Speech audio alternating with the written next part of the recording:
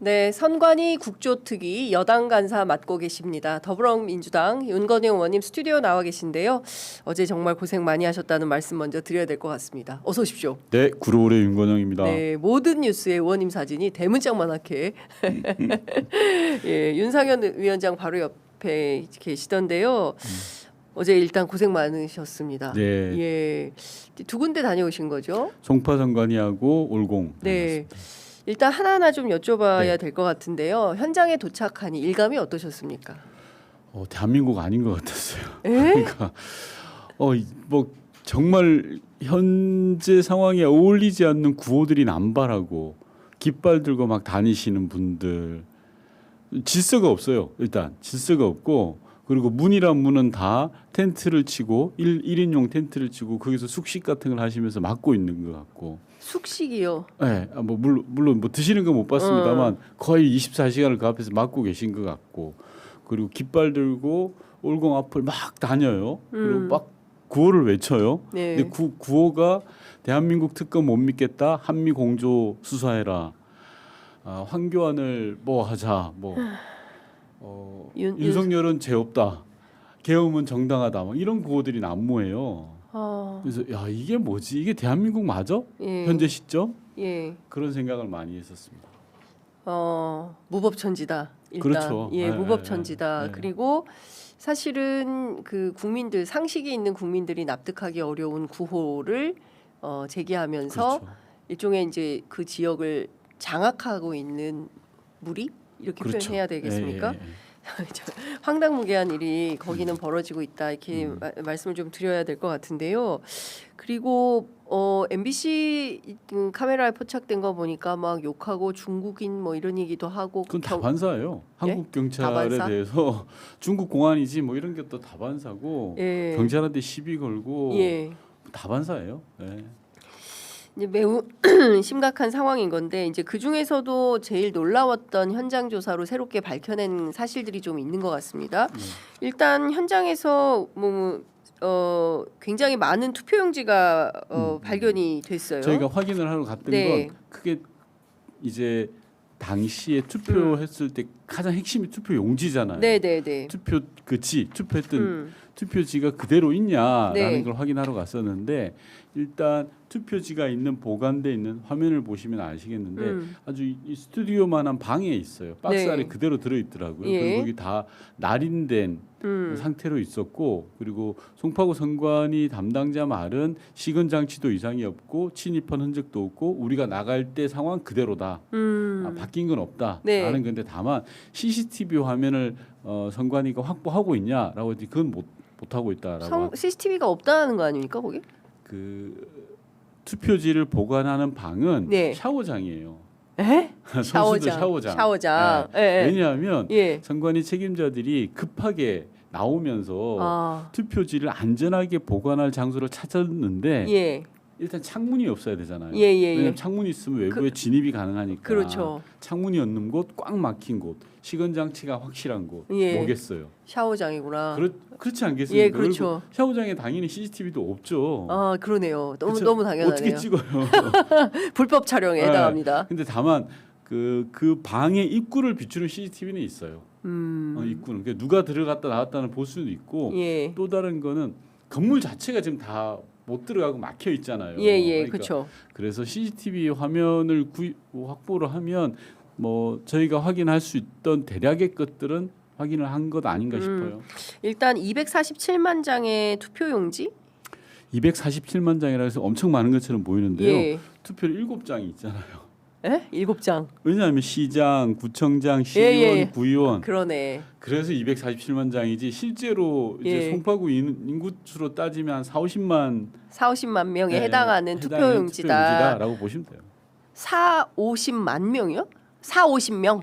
아니 240만 만 장이니까 장이니까. 50만 명. 예, 그렇죠. 네. 50만 명에 해당하는 투표용지가 있는 것이고, 사실 근데 이 투표용지가 있었음에도 불구하고 배분이 잘못돼 가지고 투표용지 부족 사태가 있었다. 이렇게 봐야 되는 겁니까, 그럼? 맞습니다. 이걸 조금 더 설명을 드리면 예.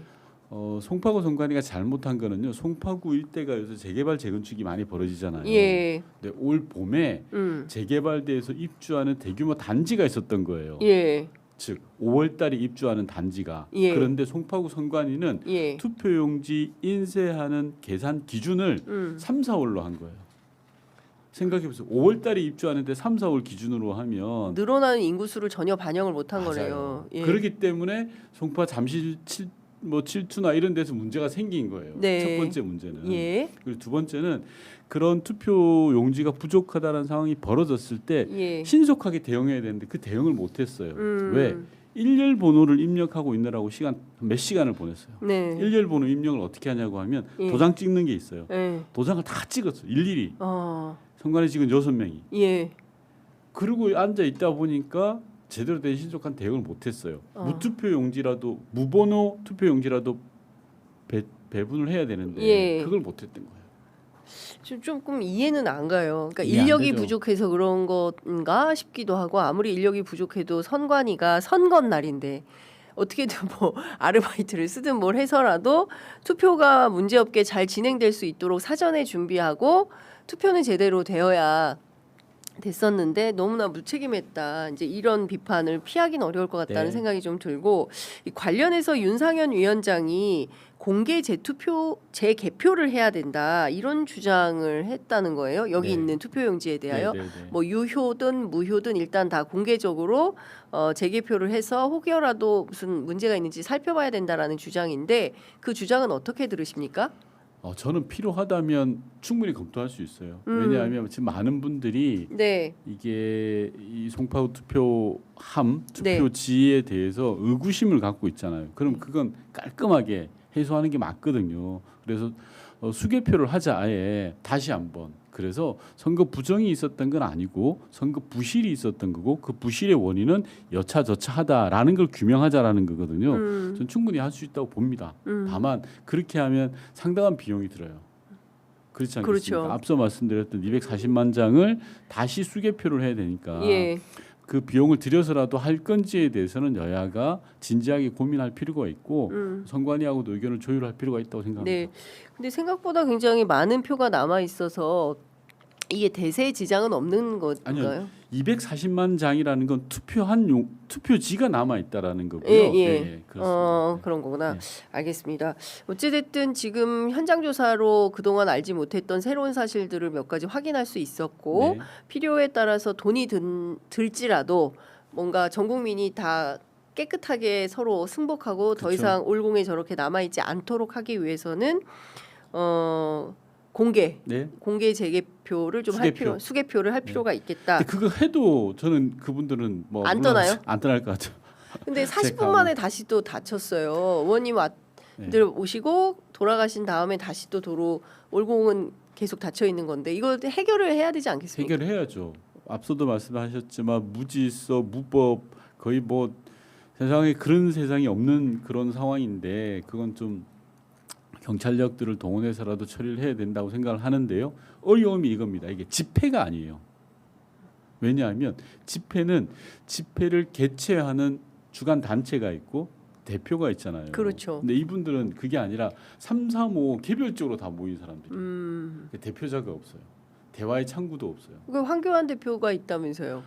황교안도 개별적으로 온 거죠. 아, 황교안 씨가 예. 집회를 준비하고 개최하는 주최자가 아니에요. 그러니까 경찰의 어려움도 있어요, 사실은. 예. 왜냐하면 집회여야지 예.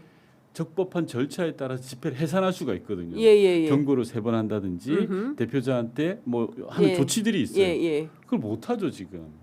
그러면은 어떻게 해야 됩니까? 거기 해법이 뭐가 개별적으로 가서 한 분 한 분 설득해서 아닙니다. 그렇게 할 수는 없고요. 경찰이 어제 저희 국회 국정조사특위가 들어갈 수 있었던 것도 국회에 공문을 달라고 했어요. 적법한 절차를 진행하는 데 있어서의 경찰에 협조 공문을 주면 네. 경찰이 나서겠다라는 거였거든요. 그래서 저희가 여야가 의논을 해서 네. 공문을 요청했어요. 예. 그래서 경찰 경력이 동원돼서 진입로를 만들고 안에 들어갈 수 있었던 거거든요. 그러니까 체육회라든지 관련돼 있는 기관들에서 네. 이 부분을 해결해 달라라는 적극적 요청을 해야 될 것 같고요. 우선 예. 그게 설사 없더라도 이런 무법천지인 거에 대해서 경찰이 좀 더 적극적으로 나설 필요는 있겠다라는 말씀드리고. 근데 지금 체육단체의 피해는 계속되고 있는 거고 맞습니다. 업무방해 또한 계속되고 있는 거 아니겠습니까? 네. 우리 선수들이 피해를 고스란히 입고 있는 것인데 공공을 담당하고 있는 경찰이나 그리고 정부 당국에서 이걸 계속 무슨 표현해야 될까요? 그 관리가 안 되는 채로 무법천지인 상태로 그냥 두는 것은 공권력이 너무나 무기력한 거 아니냐라는 비판도 있습니다. 맞습니다. 기강을 세울 때는 국가가 기강을 세워야 됩니다. 네. 정부 공권력이 그르르하고 있는 거거든요. 네. 공권력은 국민이 국가에게 대신 권한을 위임한 거잖아요. 그렇습니다. 추상 같을 땐 추상 같아야 됩니다. 예, 어떤 추상 같은 위험으로 네. 공권력이 살아있음을 보여주는 징자가 바로 올공이어야 된다라는 맞습니다. 국민적 비판이 있는데 협조 공문이나 이런 거 없이 예. 경찰이 판단해서 이거는 국가의 질서를 무너뜨린다라고 생각하면 나서야죠. 네. 그런데 그 집회 탓, 예산 탓, 선관위가 이걸 해결을 못하고 계속 남탓 행동을 하고 있어요. 네. 이거는 치유가 안 되는 수준인 것 같다라는 생각도 드는데 의원님 어떻게 보십니까? 어렵죠. 수십 년 동안 63년도에 선관위가 만들어지고 지금 50년 이상의 시간을 네. 그렇게 살아온 조직이잖아요. 그래서 저는 계속 말씀드리지만 해체 수준으로 가야 된다고 봐요. 이번 기회에 예. 그 해체 수준으로 가서 선관위에 대한 크게 한 세 가지를 들 수가 있는데 첫 예. 번째는 상시적인 관리 감독, 감찰, 감사 이게 될 수 있도록 해야 돼요. 네. 그리고 두 번째는 선관위 조직을 확 바꿔야 돼요. 음흠. 비상근 조직으로 인해서 지금 위원장 선거관리위원회 위원장들은 다 본업이 있잖아요. 네, 네. 판사들이 하시면서 부캐잖아요. 이거는 일종의 그렇죠. 위원회 구성하는 위원들도 마찬가지예요. 이런 구조를 바꿔야 되고 세 번째는 선관위 사무처를 개혁해야 돼요. 네. 선관위 사무처가 갖고 있는 그런 관료주의적 무사안이란 그런 것들을 개혁해나가는 세 가지 축이 네. 저는 동시에 돼야 된다고 생각합니다. 예, 저 어제 NBS 조사 보고 깜짝 놀랐는데요. 지방선거에서 선관위 등이 의도적으로 투표 결과를 조작하거나 특정 후보에게 유리하도록 선거를 운영하는 일종의 부정선거가 있었다고 보느냐라는 질문에 대해서 있었다고 생각한다가 42, 없었다고 생각한다가 47로 집계가 됐습니다. 어떻게 보십니까? 심각한 겁니다. 예. 이게 저는 그동안 대한민국만큼 선거관리 잘하는 데가 없다고 생각했거든요. 네. 왜냐하면 실상 노무현 대통령 이후로 선관위에 굉장히 많은 힘을 실어줬어요. 그래서 사전투표 제도라든지 전산 이런 것들에 대해서 많은 지원을 했단 말이에요. 조직도 많이 늘려주고요. 예산도 많이 늘려줬어요. 그런데 이번 투표용지 부족 참사로 인해서 국민의 신뢰가 한 번에 그냥 무너져 버렸어요. 근데 이게 갑자기 생긴 일이 아니에요. 생각해 그렇죠. 보시면 2020년 이후에 속구리 투표라든지 선관위 직원들의 인사 참사라든지 예. 인사 채용 비리라든지 이런 게 켜켜이 쌓이다가 올해 드디어 터져버린 거거든요. 그래서 이 부분 앞서 말씀드린 것처럼 국민의 인식들이 그렇게 굳어지기 전에 네. 확실하게 저는 손을 봐야 된다고 보는 거예요. 예, 그 말씀 주신 대로 이번에 이제 국정조사 이후에 특검도 필요하다라는 네. 인식을 여야가 함께 하고 있는 거죠.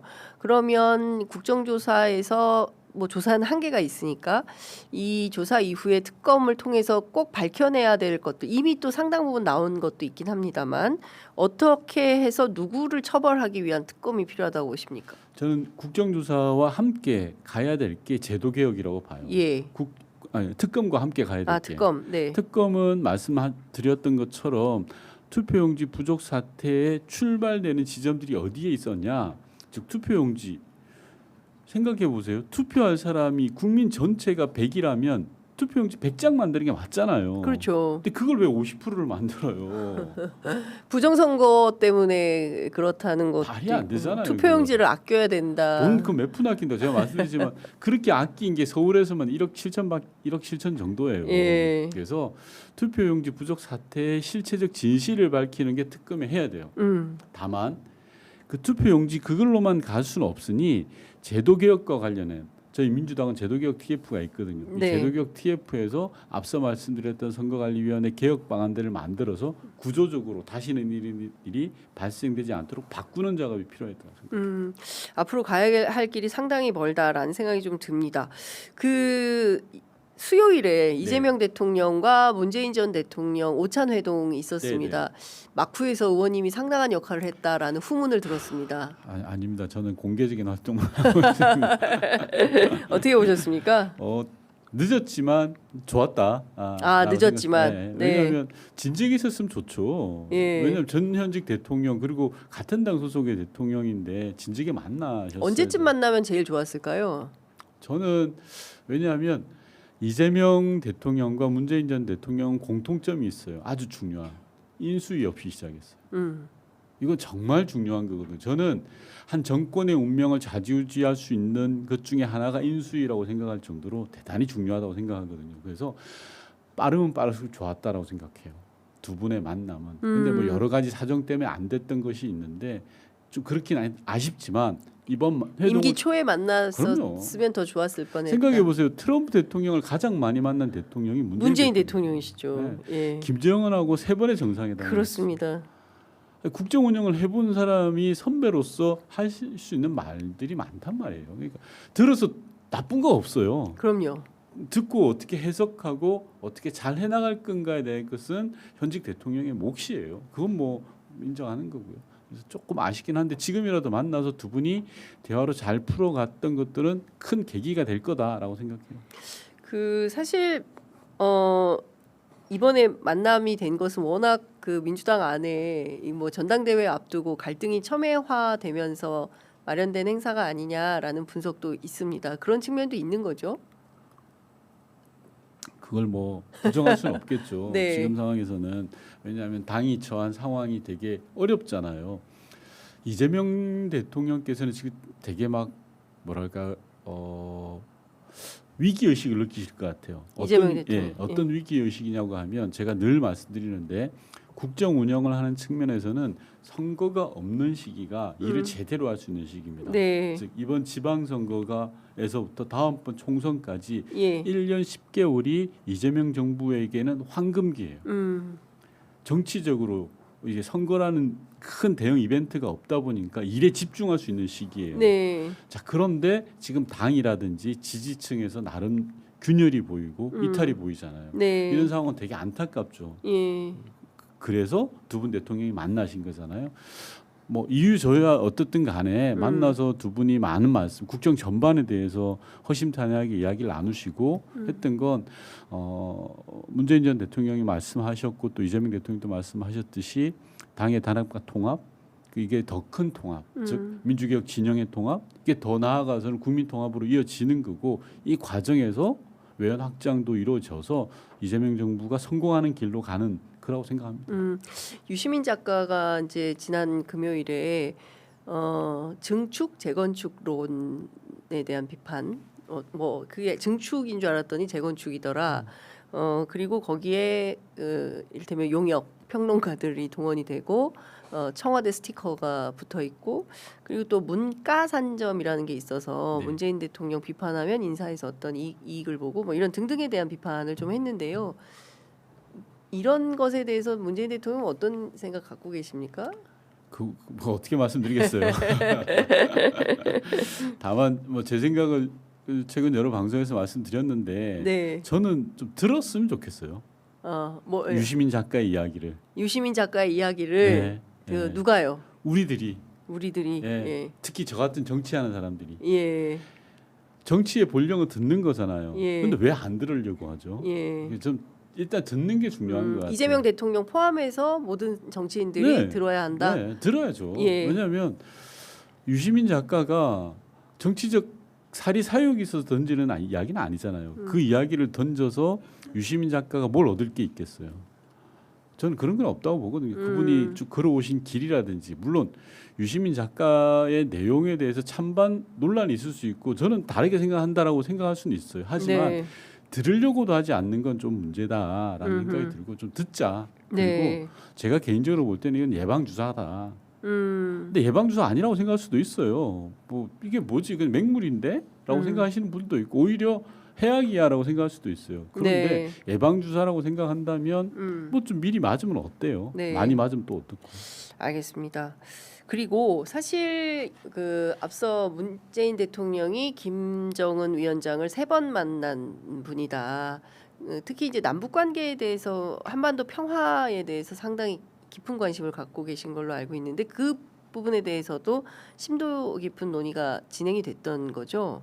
이재명 대통령과 예. 회동에서요. 대화는 나누셨다고 하더라고요. 예. 대화는 나누셨고, 근데 참 좀 조심스러운 게 대통령님 행사잖아요. 현직 대통령께서 참석하신 행사고, 그래서 이런 부분들에 대한 설명은 네. 청와대 홍익표 수석님이 설명하신 걸로 가름하는 게 맞아요. 저 같은 사람이 나와서 이렇다 예. 저렇다 하는 게 예. 별로 그렇게 예. 온당치는 않고요. 다만 저희는 이제 분위기라든지 본류에 없는 내용들을 양념처럼 이야기하는까지는 몰라도 네. 대화 내용은 청와대 백프를 참고해 주시면 좋겠다라는 예. 말씀드려요. 다음 회동은 언제로 잡으셨어요? 아마 두 분이 또 뭐 곧 만나실 일이 있지 않을까 싶어요. 그렇군요. 조만간 또 만나실 일이 있다. 이렇게 좀 듣겠습니다. 당대표 경선이 너무 치열하게 전개되어서 그런지 하여간 뭐 이러저러한 이슈들이 많이 있어서 제가 좀 쭉 여쭤봤었고요. 그리고 또 이것도 좀 여쭤보도록 하겠습니다. 그 국민의힘 의원들한테 골프 회동을 이재명 대통령이 제안한 것이 전해졌어요. 네. 쓴소리를 좀 듣겠다라는 네. 판단인 건데요. 여당 국회의원으로서 이런 청와대의 제안 어떻게 보십니까? 잘하신 거라고 생각합니다. 잘했다. 아주 잘하신 거예요. 예. 네. 국민의힘의 태도가 참 현명한데요. 예. 대통령이 대화를 나누자 쓴소리를 듣겠다라고 하면 없는 시간이라도 내서 만나서 네. 가서 이야기하고 음흠. 하는 게 당연한 게 아닙니까? 그런데 무슨 여야가 있고 그 뭐 문제 제기하고 뭘 해라 조건을 걸고 그럽니까? 난 그 정말 못마땅합니다. 그렇기 때문에 이 국민의힘이 좀 고질적인 그런 병폐를 계속 답습하고 있다고 생각하고 이재명 대통령이 정말 잘하고 계신 것 중에 하나가 많이 만나고 정치권에 듣는 건데요. 얼마 전에 원내대표단도 만나셨잖아요. 네. 그 쉽지 않아요. 저 정말 이재명 대통령 잘한다고 이제 말씀드리고 싶은 게 정치인들 많이 만나시잖아요. 네. 이것도 정말 쉽지 않아요. 왜 그런가 이야기해 드릴까요? 예. 국회의원들 말 진짜 많거든요. 제가 봐도. 예. 그리고 그 말이 정말 천지 10명 만나면 10명 다 달라요. 맞아요. 네, 네. 그리고 다 10명 만나면 19은 자기 지역구 민원도 다 이야기해요. 대통령 입장에서는 예. 특히 싫으실 수도 있어요. 그렇지 않겠습니까? 그렇겠죠. 시간 얼마나 없는 시간 쪼개가지고 쪼개서 만나는데 만나는데. 한 사람은 백두산 가라, 한 사람은 남산 가라, 한 사람은 한라산 가라.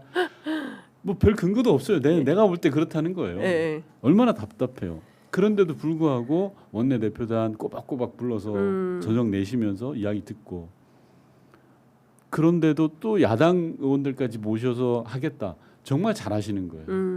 이건 칭찬해야 돼요. 여야를 떠나서. 네. 그런데 이걸 또 안 하겠다는 그런 험한 말 나올 것 같은데 아무튼 네. 그건 안 되죠. 예.